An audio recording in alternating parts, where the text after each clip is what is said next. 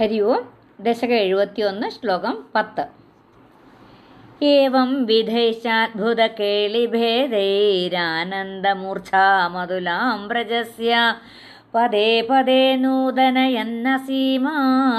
പരാത്മരൂപിൻ പവനേശപായാഃ.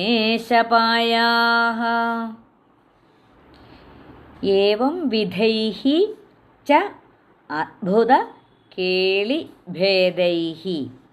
ഏവം വിധൈശ്ചാദ്ഭുതകേളിഭേദൈഃ.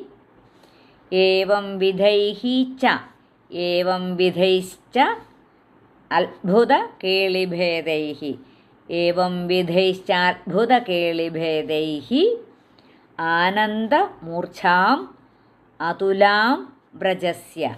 ആനന്ദമൂർച്ഛാമതുലാം വ്രജസ്യ പദേ പദേ നൂതനയൻ അസീമാം. നൂതനയൻ അസീമാം. നൂതനയൻ അസീമാം. പദേ പദേ നൂതനയൻ അസീമാം പരാത്മരൂപിൻ പവനേശ പായാഃ.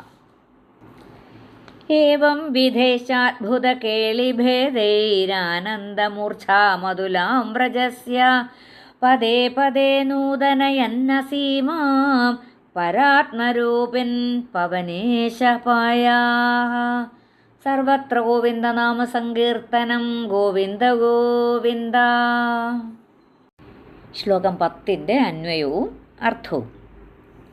ഏവം വിധൈഃ ച അദ്ഭുതകേളിഭേദൈഃ വ്രജസ്യ അതുലാം അസീമാം ആനന്ദമൂർച്ഛാം പദേ പദേ നൂതനയൻ പരാത്മരൂപിൻ പവനേശ ത്വം മാം പായാഃ.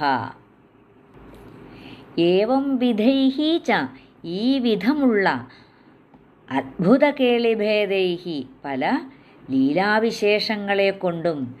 ഏവം വിധൈഃ ച അദ്ഭുതകേളിഭേദൈഃ ഈ വിധത്തിലുള്ള അദ്ഭുതകരങ്ങളായ പല ലീലാവിശേഷങ്ങൾ കൊണ്ടും. വ്രജസ്യ അമ്പാടി. വ്രജം എന്ന് പറഞ്ഞാൽ അമ്പാടി. വ്രജസ്യ അതുലാം അസീമാം ആനന്ദമൂർച്ഛാം. അമ്പാടിക്ക് ഒന്നിനോടും ഒമിക്കാൻ പറ്റാത്ത അതിരുമില്ലാത്തതായ ആ സന്തോഷ അതിശയത്തെ പദേ പദേ നൂതനയൻ അടിക്കടി പുതുക്കിക്കൊണ്ടിരുന്നു. നവം നവം എന്ന് വെച്ചാൽ പുതുതായിട്ട് ഉള്ള ആ അദ്ഭുത കേളികളാൽ ആ ഗോകുലവാസികളെയെല്ലാം സന്തോഷിപ്പിച്ചുകൊണ്ടേയിരുന്നു. ഇന്ന് കാണിക്കുന്ന അത്ഭുതമല്ല നാളെ കാണിക്കുന്നത്. അങ്ങനെ ഓരോ തരം പുതിയ പുതിയ ലീലകളാൽ ആ ഗോകുലവാസികളെ സന്തോഷിപ്പിച്ചുകൊണ്ടിരുന്നു.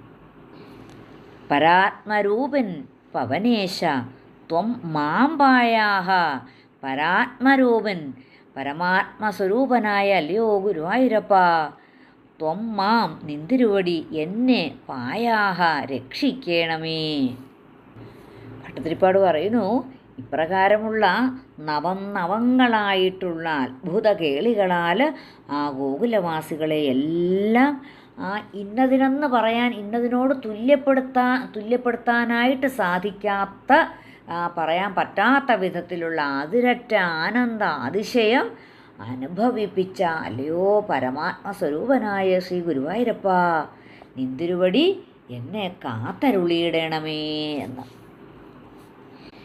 ഏവം വിധൈശ്ചാദ്ഭുതകേളിഭേദൈരാനന്ദമൂർച്ഛാമതുലാം വ്രജസ്യ പദേ പദേ നൂതനയന്നസീമാം പരാത്മരൂപിൻ പവനേശ പായാഃ. സർവത്ര ഗോവിന്ദനാമസങ്കീർത്തനം. ഗോവിന്ദ ഗോവിന്ദ.